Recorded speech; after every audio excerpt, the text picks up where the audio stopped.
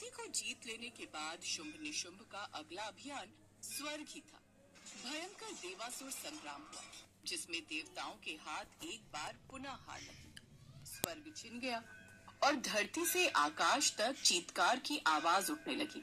अपनी ये स्थिति देखकर देवता ब्रह्मदेव के पास गए। बताइए ब्रह्मदेव, ऐसा क्या उपाय है? कृपा करके हमारी मदद कीजिए। शायद आप सबको ज्ञात होगा, महिषासुर वध के पश्चात देवी दुर्गा ने आप सभी देवताओं को ये वरदान दिया था कि संकट की घड़ी में जब भी आप उन्हें पुकारेंगे तो वो आपकी सहायता हेतु अवश्य आएंगी। इसलिए आप सभी को शक्ति स्वरूपा माँ दुर्गा का आह्वान करके उनसे प्रार्थना करके उन्हें उनका दिया वरदान याद दिलाना होगा। ठीक है ब्रह्मदेव, तो हम देवी दुर्गा की स्तुति करते हैं और उनसे अपनी सहायता के लिए मदद मांगते हैं। सभी देवताओं ने माँ दुर्गा को पुकारा। माता पार्वती ने उनकी ये पुकार सुनी तो उनके अंदर समाया हुआ देवताओं का एकत्रित तेज पुंज बाहर निकला। देवी पार्वती का यही स्वरूप कौशिकी कहलाया। हे देवताओं, अब शोक न करो। वरदान के अनुसार शुंभ निशुंभ का वध किसी स्त्री शक्ति से ही हो सकता है। इसलिए मैं पुत्री स्वरूप में जन्म लूंगी और ऋषि कात्यायन का वात्सल्य प्राप्त कर कात्यायनी कहलाऊंगी। आपकी जय हो देवी कौशिकी, आपकी सदा ही जय हो माँ। इसके बाद देवताओं को दिए वचन के अनुसार देवी कौशिकी देवी कात्यायनी के रूप में ऋषि कात्यायन की पुत्री के रूप में प्रकट हुई। एक दिन वो सुरम्य पहाड़ियों पर साधना के लिए पहुंच गईं। यहाँ देवी गुफा में बैठकर मधुर बांसुरी बजाते हुए ईश वंदना करने लगी। उनकी बांसुरी की सुरम्य तान से सारी सृष्टि रस और राग से भर गई। बांसुरी की मधुर आवाज असुर भाइयों शुंभ निशुंभ तक भी पहुंची। महाराज, मुरली बजा रही स्त्री हर तरीके से असुर महारानी बनने के योग्य है। जैसी उसकी मधुर बांसुरी की धुन है, वैसे ही उसका यौवन और सौंदर्य है। महाराज, शुंभ निशुंभ अब आपको उस कन्या से विवाह अवश्य करना चाहिए। भैया शुंभ, मेरा तो मन उस स्त्री के सौंदर्य को देखने के लिए लालायित हो रहा है। अरे तो देर किस बात की है? हम अभी अपने सेवकों चंड मुंड के द्वारा देवी तक अपने विवाह का प्रस्ताव भेज देते हैं। जाओ चंड मुंड, उस स्त्री को जाकर हमारे विवाह का प्रस्ताव दो। जो आज्ञा महाराज। चंड मुंड देवी के पास पहुँचे और उनसे शुंभ निशुंभ के साथ विवाह करने का प्रस्ताव रखा।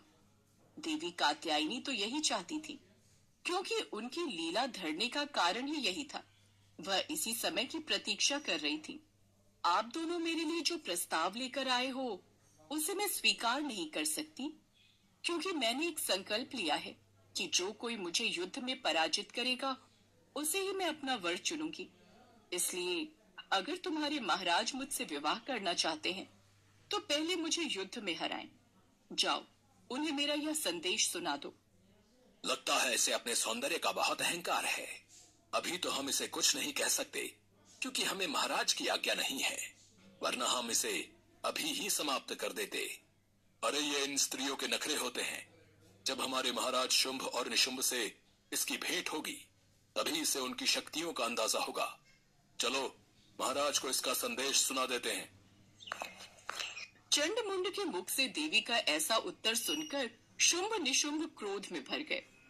अच्छा, तो साधारण सी स्त्री में इतना अहंकार। सेनापति धूम्रलोचन, हम तुम्हें आज्ञा देते हैं कि उस अभिमानी स्त्री को पकड़कर हमारे सामने उपस्थित करो। जो आज्ञा महाराज। धूम्रलोचन सेना सहित वहां गया जहां देवी पर्वत पर साधना कर रही थी। धूम्रलोचन ने क्रोध में देवी को आवाज लगाई और अपने साथ चलने के लिए जबरदस्ती की। चल, तुझे हमारे महाराज ने महल में बुलाया है। उनसे युद्ध करने का बैर मत ले, वरना तेरी ये कोमल सुंदरता सदा के लिए समाप्त हो जाएगी। मुझे तो तेरा डर है। अगर तू कुछ देर और यहाँ खड़ा रहा तो तू शीघ्र ही मृत्यु लोक को प्राप्त हो जाएगा। लगता है तू ऐसे नहीं मानेगी। मैं तेरे केश पकड़कर घसीटता हुआ तुझे महल तक ले जाऊंगा। धूम्रलोचन ने अपनी राक्षसी प्रवृत्ति से जैसे ही देवी शक्ति माँ जगदम्बा के केश पकड़कर उन्हें घसीटना चाहा, तो देवी ने आग जलते खप्पर को सामने कर फूंक मारी, तो धूम्रलोचन सेना सहित वहीं भस्म हो गया। अपने घायल सैनिकों से धूम्रलोचन की हार सुनकर शुंभ निशुंभ गुस्से में जल उठे। चंडमुंड, हम तुम्हें आदेश देते हैं, उस स्त्री के सिंह को मारकर उसे पूरी तरह निहत्था कर दरबार में ले आओ। यदि वो आने में आनाकानी करे तो उसे मारकर उसका धड़ हमारे सामने ले आना। महाराज, आप चिंता मत कीजिए, हम उस स्त्री को लेकर ही आएंगे। चंडमुंड सेना सहित पर्वत पर पहुंचे और युद्ध के लिए देवी को पुकारा। तूने बहुत हट कर लिया, आज हम तुझे साथ लेकर ही जाएंगे।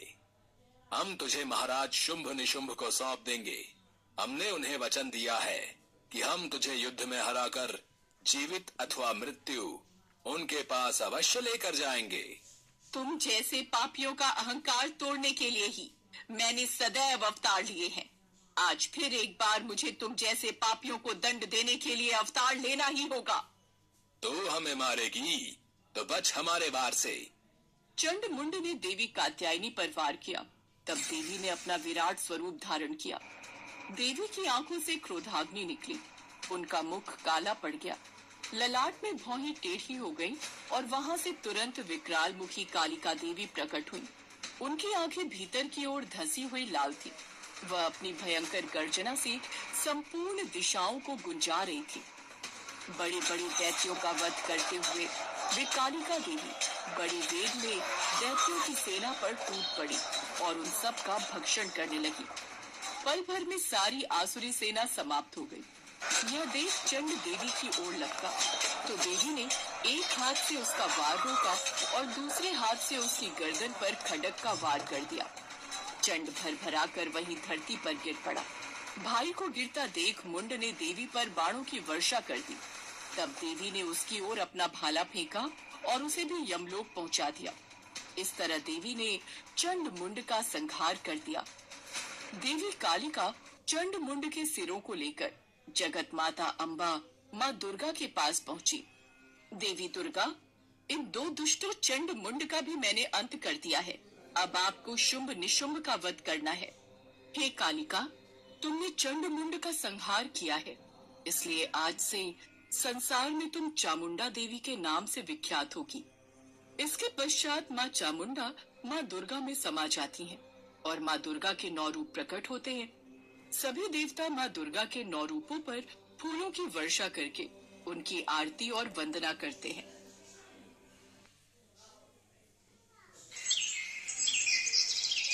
ये कहानी जगत जननी माँ पार्वती के महाकाली बनने की बहुत साल पहले की बात है। रंभ नाम का एक असुर सम्राट ब्रह्मदेव जी का भक्त था। एक दिन वो ब्रह्मदेव जी की तपस्या में विलीन था कि तभी देवराज इंद्रदेव ने धोखे से उसे मार दिया। अगले जन्म में उसने रक्त बीज के रूप में जन्म लिया और फिर से ब्रह्मदेव जी की घोर तपस्या की। उसकी तपस्या से ब्रह्मदेव जी बहुत प्रसन्न हुए और प्रकट होकर कहने लगे, पुत्र, मैं तुम्हारी तपस्या से प्रसन्न हुआ। अब तुम अपना इच्छा युक्त वरदान मांग सकते हो। बोलो, क्या वरदान चाहिए तुम्हें? हे प्रभु, मुझे ऐसा वरदान दीजिए कि युद्ध भूमि में मेरा जितना भी रक्त गिरे उनसे मेरे जैसे ही रक्त बीज पैदा हो जाएं, जो शत्रु से वीरता के साथ युद्ध कर सकें। तथास्तु। ब्रह्मा जी से ऐसा वरदान पाकर रक्त बीज महाबलशाली और अत्याचारी बन जाता है। अपने महाबली और ताकतवर होने के घमंड में वो एक बार माँ पार्वती से युद्ध करने के लिए आता है। तब रक्त बीज से युद्ध करने के लिए महाकाली प्रकट होती है। मैं शक्तिशाली असुर ब्रह्मदेव से मिले वरदान की वजह से कोई मुझे मारना तो दूर बल्कि पराजित तक नहीं कर सकता। तुम्हारे लिए तो मेरी सेना ही काफी है। रक्त बीज के ये कहते ही असुर सेना और महाकाली के बीच युद्ध आरंभ हो जाता है। लेकिन रक्त बीज महाकाली पर